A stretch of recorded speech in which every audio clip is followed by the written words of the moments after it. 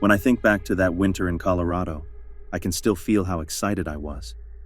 I must have been around 7 or 8, and my dad had this idea that we should all take a long weekend and stay in a rental cabin, just the 4 of us, away from school, work, and everything else. My mom loved the idea. My sister acted like she didn't care, even though I could tell she was excited too, and I was mostly thrilled that we were skipping school that Friday.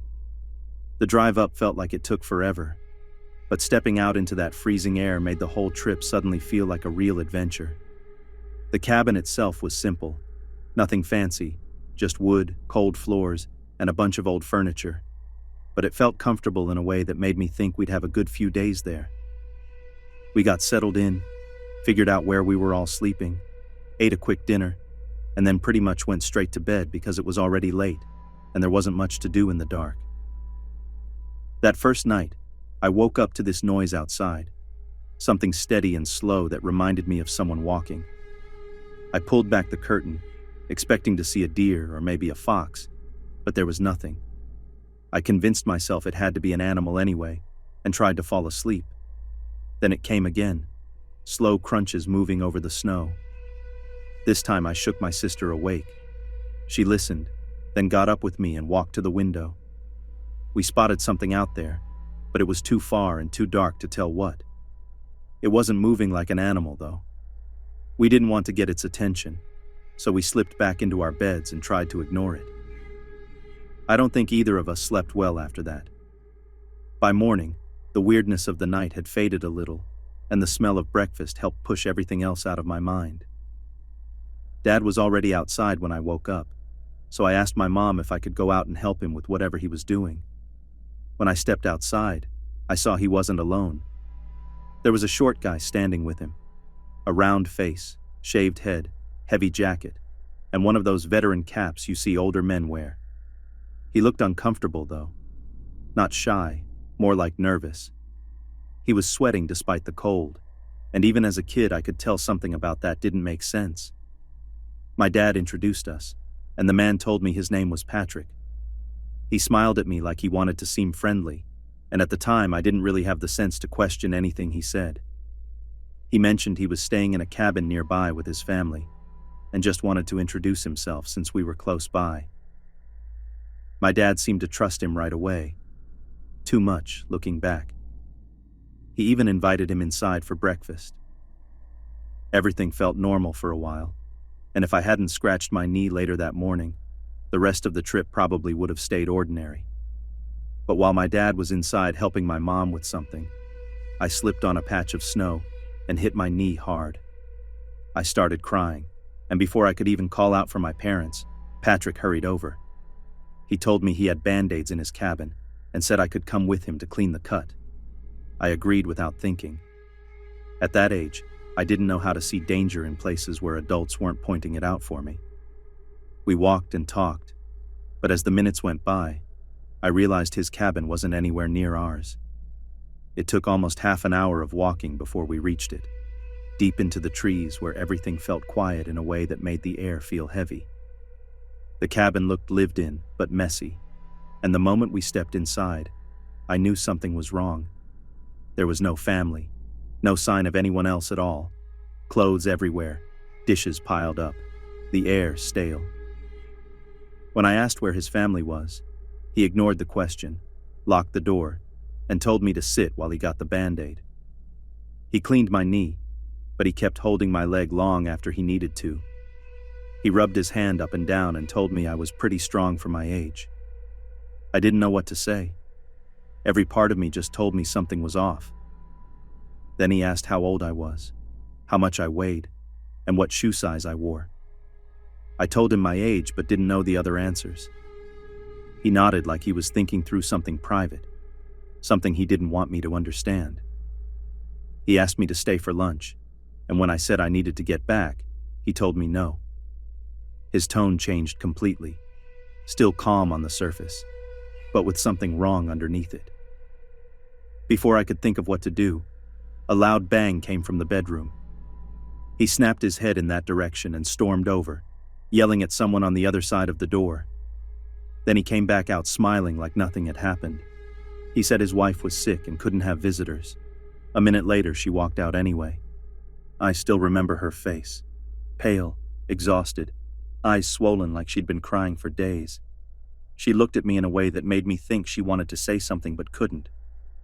Patrick barked at her to go back inside, and she obeyed. That was when he told me he had some kids' clothes he wanted me to try on, and I felt something cold go all the way through me. I didn't have a plan, but I knew I had to leave. When he went to the back room, I quietly unlocked the door and slipped outside. The cold air hit my face so hard it almost hurt, but I didn't care. I just ran. I didn't know where I was going, just that I needed distance. Behind me, I heard shouting. He realized I was gone. His voice carried through the trees, angry and frantic, blaming his wife, yelling about how she should have watched me better. Then I heard branches snapping, footsteps. I hid behind a tree and waited, barely breathing.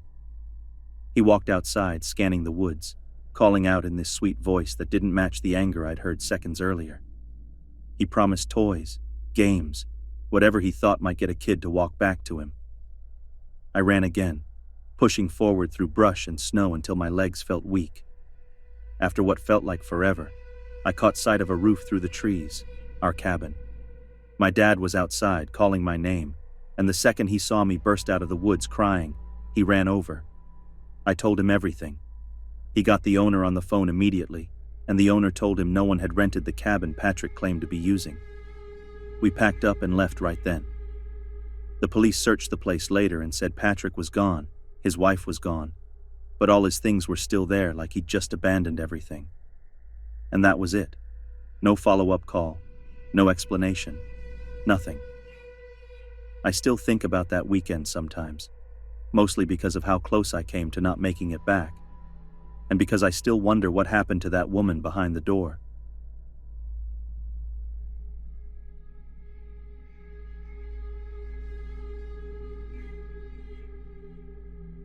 I was around 12 or 13 when this happened, sometime in the middle of a long, slow summer.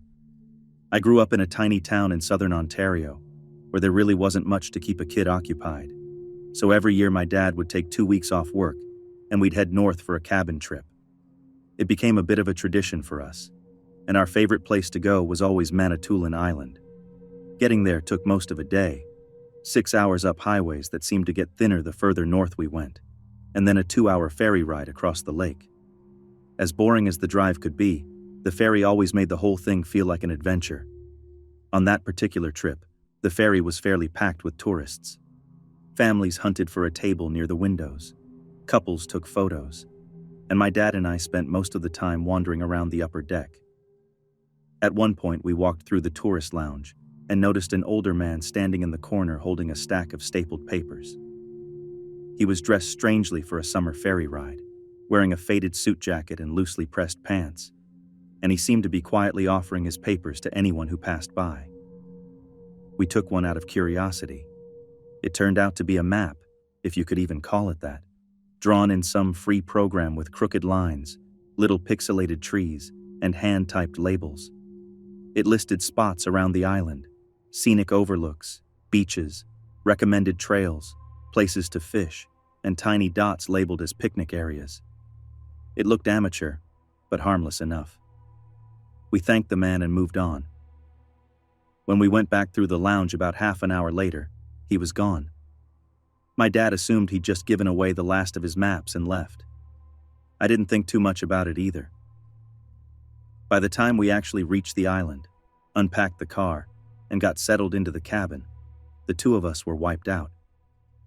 The cabin was small but comfortable, just 15 feet or so from a lake that was clear all the way down to the rocks.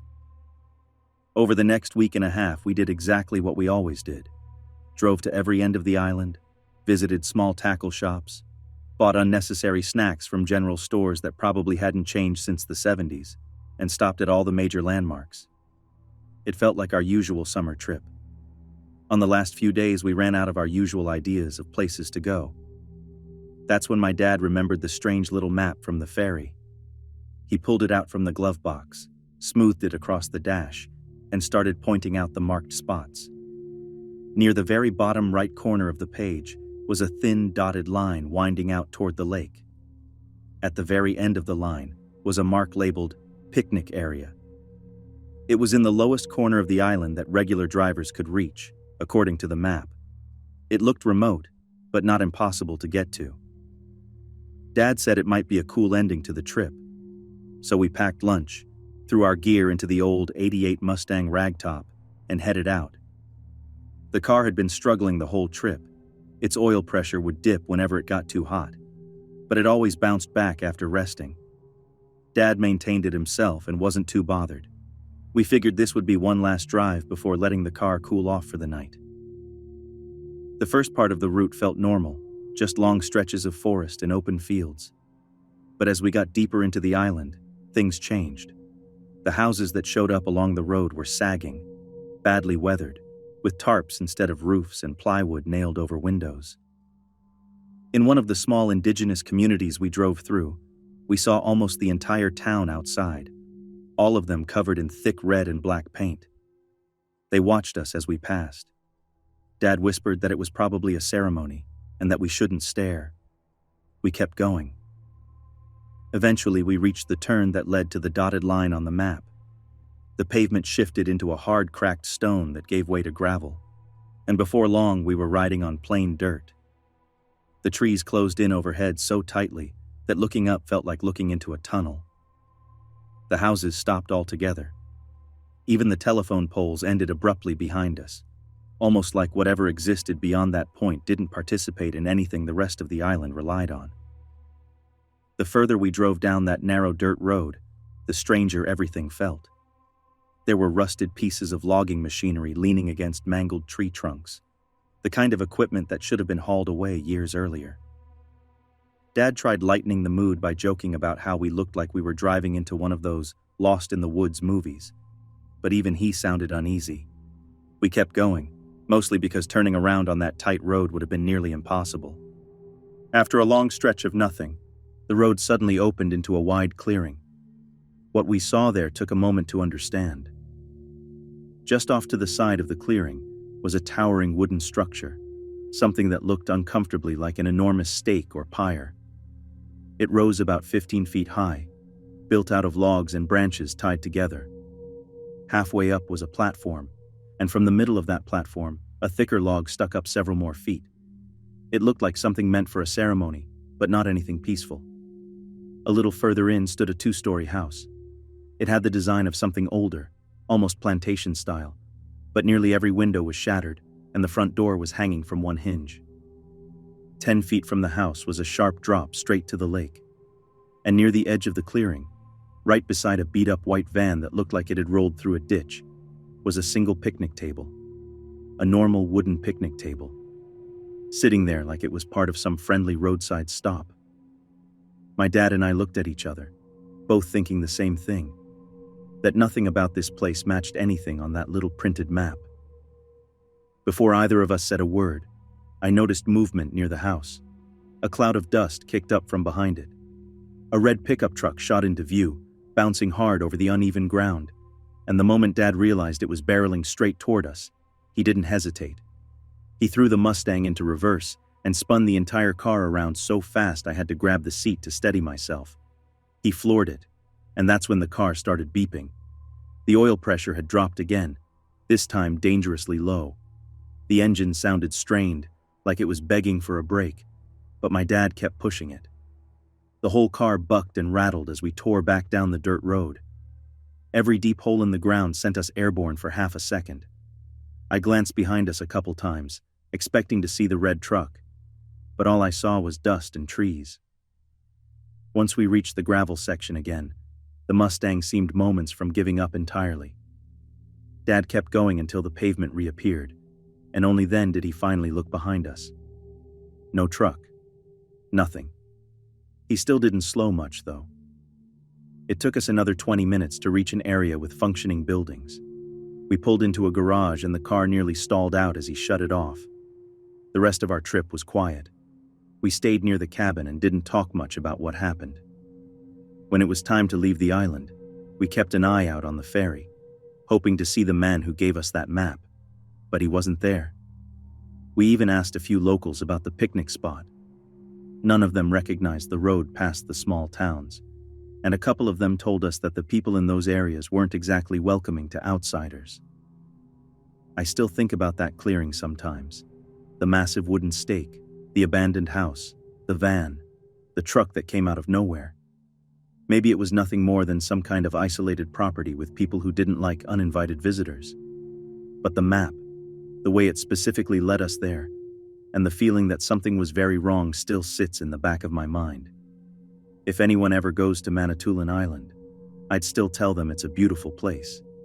Just, if someone hands you a homemade map with a little dotted line leading to the very bottom corner of the island, fold it up, thank them, and stick to the normal routes.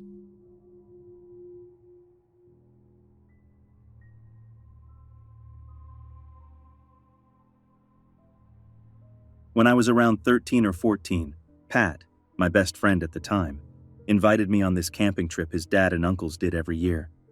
They called it their guys' weekend, the sort of thing where you'd fish, cook everything over a fire, stay up too late, and pretend the few sips of beer they let you have made you an adult. I remember feeling proud that they let me tag along because it felt like they were letting us step into their world for a couple of days. We drove hours north, long enough that the scenery blurred into nothing but trees, and eventually pulled off on the side of some narrow road, dragged the canoes out of the truck bed, and paddled a long stretch down a river until it opened into a quiet lake. That's where we set up, just us, our tents, and the sound of water against the shoreline. Right across the lake was this cabin that looked like it hadn't been touched in decades. The roof sagged, the porch leaned to one side, and thick bushes had swallowed most of the foundation. Pat's dad and his uncles were in a good mood, already halfway through a couple of drinks, and they told us we could go explore as long as we stayed within sight of the water. They even let us take a canoe, which, thinking back, wasn't the smartest idea, but they were definitely too relaxed to care. So we paddled over and tied the canoe up to a branch. Up close, the cabin looked even worse. The front door didn't even latch properly, and when we nudged it open, it drifted inward with almost no effort.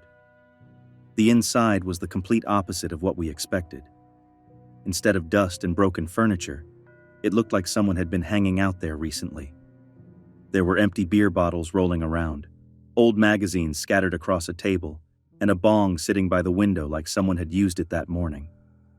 That alone would have been strange enough, but on a shelf in the living room were 2 shotguns, propped up neatly, almost like they were waiting for someone to come back for them.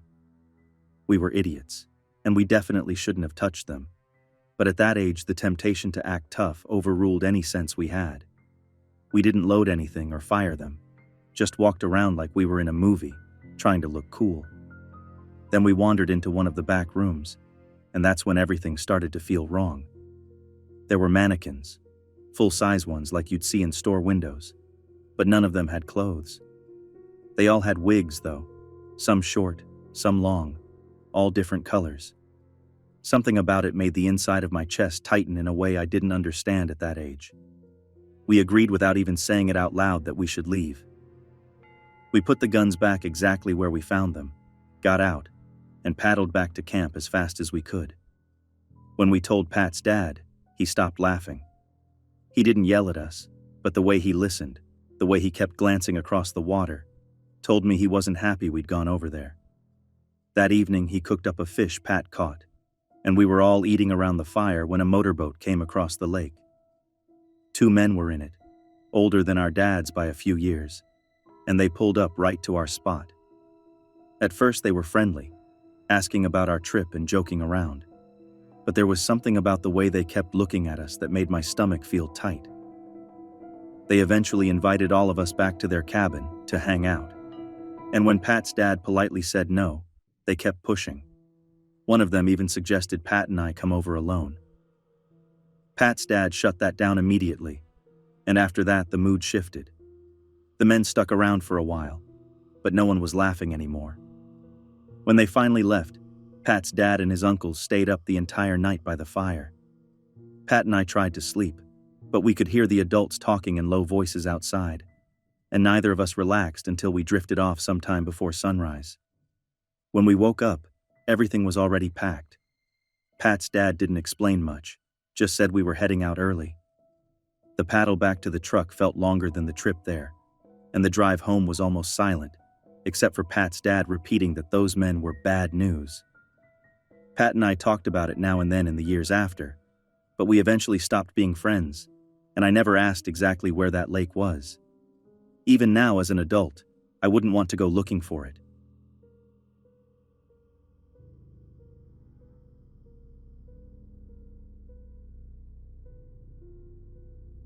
Earlier this year, after my girlfriend's mom passed away, she and her sister inherited the cabin their mother had spent most of her time in.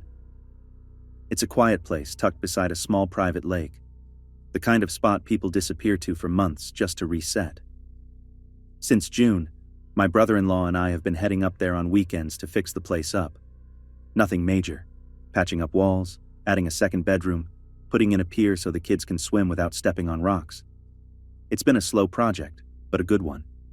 People from the area have stopped by here and there. Some just wanted to offer condolences.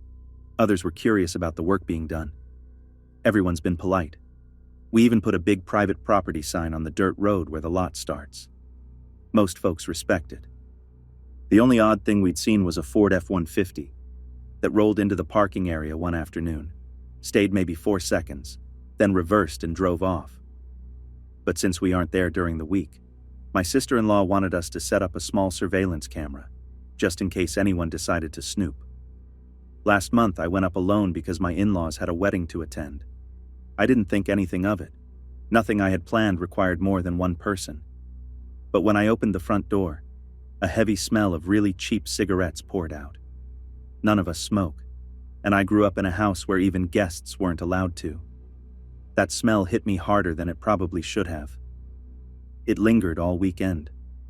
I checked the trash, the deck, under the sink. Nothing.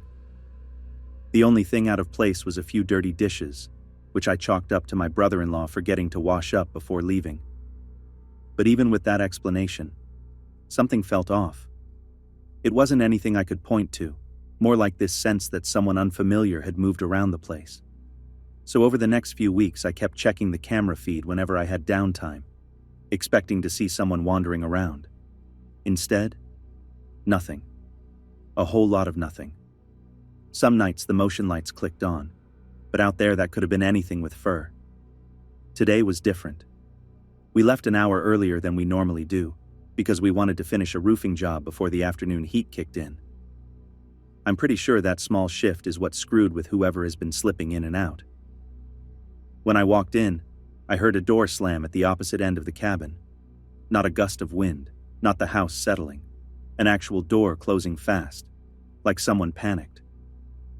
I froze for a second, and then stepped back outside. I didn't see anyone, just movement in the trees as whoever it was bolted into the woods. The sliding back door was unlocked, even though locking it is literally on the checklist we go through every time we leave. That's the part I can't shake. Someone knew our schedule well enough to trust that we wouldn't catch them. Not just, they come on weekends, but the exact time we arrive.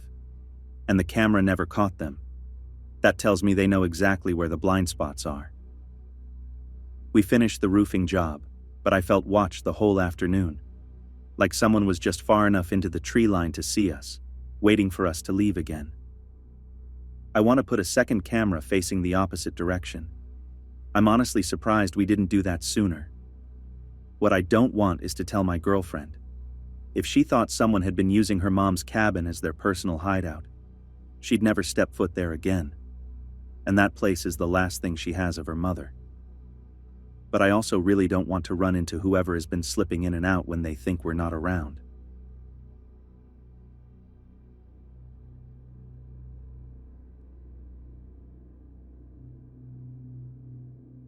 I grew up in a regional city here in Australia, the kind of place that looks busy when you're in the center. But the second you drive a little too far in any direction, it all turns into open bushland, long stretches of trees, and these quiet pockets of nothing that seem to swallow sound. Back when I was in year 3, maybe 7 or 8, our whole year level got sent on this overnight school camp about 45 minutes outside of town, and for most of us it felt like the kind of adventure you wait weeks for. We spent the entire first day running from one activity to another: archery, tennis, basketball, a ropes course.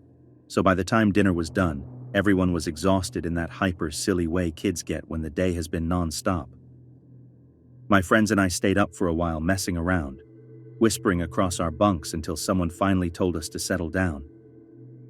I remember falling asleep sometime close to 11, and that normally would have been the end of it, except I used to wake up constantly at night back then. I was scared of the dark for longer than most kids, so I carried this cheap watch with me everywhere, because checking the time for some reason made me feel less alone in the middle of the night. I woke up around 2 in the morning and looked at it automatically, like I always did. At first, nothing seemed wrong, but something about the room felt strange, like the air had shifted in a way I couldn't put my finger on. I scanned the cabin quietly, trying not to wake anyone, and right when I was starting to settle back down, I got this sudden urge to look out the window beside my bed. Our room was on the second level, so to see the ground you had to lean forward and angle your head downward. I didn't see anything at first, just the dark shape of the building and some dim path lights. But as I started to pull back, something down near the edge of my vision made me freeze. When I leaned closer, I realized there was a man standing directly below the window. Not someone you'd expect to see wandering a kid's campground at 2 in the morning either. He looked rough in a way that reminded me of people I'd see hanging around the sketchier parts of town. He was tall, maybe a little over 6'3", thin in a way that didn't look healthy, and his skin looked scraped up like he had fallen repeatedly on something hard. His hair was shaved close, and the clothes he wore, this filthy black hoodie, worn black pants that looked sort of like motorbike gear, made him look even more out of place. On his head was this strange hat, something between a fedora and a cowboy hat, and for some reason that detail has never left me. The moment I actually focused on him, I realized he wasn't just standing there.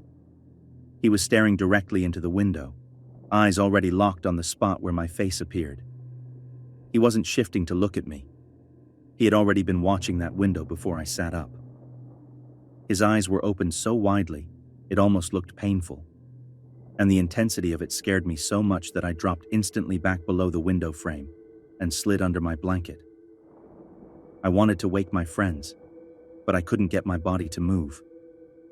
I don't know how long I stayed hidden like that, but it felt like an eternity. Eventually, I tried to peek again, thinking maybe he had wandered off. But when I lifted my head just a little, he was still there. He'd shifted slightly to the right, still staring straight into the window as if he was waiting for me to look back. I ducked immediately and stayed buried under the covers until I fell asleep out of pure exhaustion.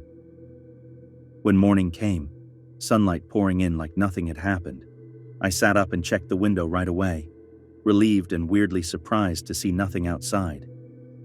I told my friends during breakfast and got laughed at for having another weird dream, and honestly, I let myself believe them. I didn't think about it again for nearly a decade. But when the memory resurfaced recently, it hit me with this uncomfortable clarity. I never had dreams that made sense or stayed consistent. Mine always jumped around like scenes in the wrong order. So the structure of that night doesn't fit any dream I've ever had. And the feeling of hiding under my covers for so long, fully awake and listening to my own breathing, is something I remember too clearly. I still don't know who that man was, or why he was standing under a kid's cabin in the middle of the night. But thinking about the way he stared makes me hope he never went on to do whatever it looked like he was planning.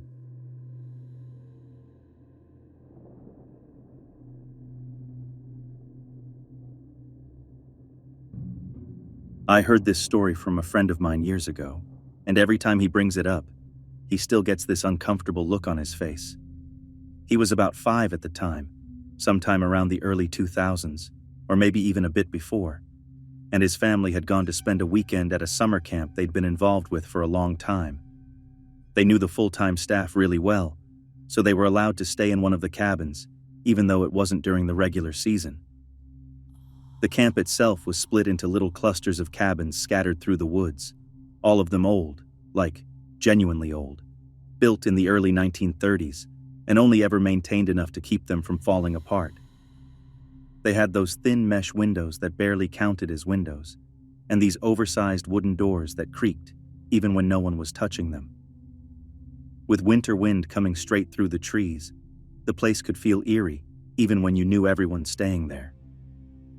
My friend's family was in one of the cabins closest to the building where the camp director lived and worked, so it wasn't completely isolated, but it still wasn't the kind of place you felt totally relaxed in at night. On their second evening, while the sun was going down, my friend and his older brother went out for a walk. His brother had been a counselor at the camp for a few summers, so he knew the trails and the layout better than most people. They followed a dirt road that curved deeper into the property and eventually led to another group of cabins tucked into the trees. My friend said that as a kid he didn't understand what felt strange about that area, but he remembers this sinking sense that something just didn't sit right, even though everything looked normal at first glance. His brother later told him he felt the same thing, but unlike my friend, he actually noticed the detail that triggered it. The cabin that sat the furthest back, the one you could barely see unless you walked right up the path, had its windows covered, not with curtains, but with the heavy wooden panels that had to be lifted and hooked into place. Nobody bothered with those unless they were shutting a cabin down for the season, or someone was staying inside and wanted privacy. Before he could comment on it, he heard a loud thump from inside, followed by the lights suddenly turning on. Now, the camp sometimes let hunters rent cabins in the winter, so it wasn't unusual for someone to be staying in one. Because of that, his brother didn't take it any further. He said the vibe was off, but it wasn't strong enough to make him go investigate or drag his little brother back to the main area. They just turned around and headed home without saying anything. The next morning at breakfast, his brother mentioned it casually to the camp director. It wasn't even meant as a warning.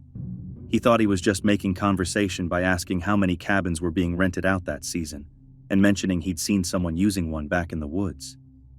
Instead of responding normally, the director froze, stared at him, and told him to call the police immediately. He said nobody else was supposed to be staying there, especially not that weekend. The police showed up fast, and what should have been a simple check turned into a 2-hour standoff deep in the trees. When they finally took the man out, he was barely able to stand, filthy, half-starved, and carrying multiple weapons: a rifle, a pistol, and a shotgun. He also had 2 duffel bags packed with valuables stolen during a string of violent break-ins across several counties.